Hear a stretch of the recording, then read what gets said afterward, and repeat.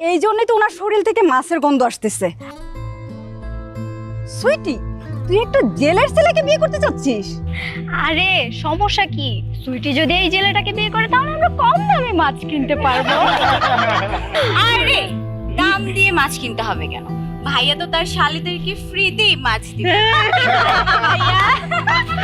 সুইটি, তুই এই জেলে ছেলেকে বিয়ে করলে তোর আর বেকার থাকতে হবে না, তুইও তার সাথে মাছ বিক্রি করতে পারবি। তখন তোর শরীর থেকে মাছের গন্ধ আসবে, পারফিউম আর ব্যবহারই করতে হবে না। কি মনে হচ্ছে আমার বান্ধবীরা কি আপনাকে পছন্দ করেছে? না। এবার বুঝছেন, শুধু টাকা পয়সা গাড়ি বাড়ি থাকলেই হয় না, বংশ মর্যাদা থাকতে হয়। সমাজে মাথা উঁচু করে বেঁচে থাকার জন্য যে পরিচয়টা দরকার সেটা আপনার নাই। আপনার বাপ দাদার 14 গোষ্ঠী ছিল জেলে, আপনার যখন সন্তান জন্ম নিবে সেও তো হবে জেলে। আশা করি ব্যাপারটা আপনি বুঝতে পেরেছেন।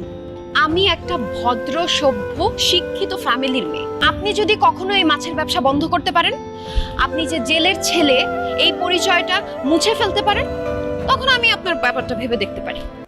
যা হাত মুখ ধুই আয়, একসাথে বাপ বেটা মিলা গরম গরম খাই ফেলাই। বাদ না, আমার বিষে না তো, বিষ খেয়ে আমি মরে যাই। কি কস? তুই বিষ খায় মরে যাবি কেন? কারণ তোমার ঘরে জন্ম নেই আমার জীবনের সবচাইতে বড় ভুল হয়েছে।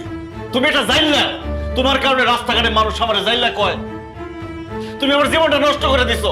তুমি নিজে জানলা তুমি মাছ বিক্রি করো, তুমি আমার কেন জানলা বানাইলা? কেন তুমি আমার স্কুলে ভর্তি করলা না?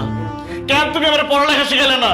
কেন নিজের মতো মূর্খ বানাইছো আমার? তুমি তোমার মতো একটা বাপের ঘরে জন্ম না নিয়া আমি যদি একটা রিক্সাওয়ালার ঘরে জন্মাইতাম তো আজকে আমার এই অবস্থা হইতো না। আজকের পর থেকে তোমার আমি বাপ বলে পরিচয় দিব না, তুমিও কারো কাছে কইবে না যে আমি তোমার সন্তান।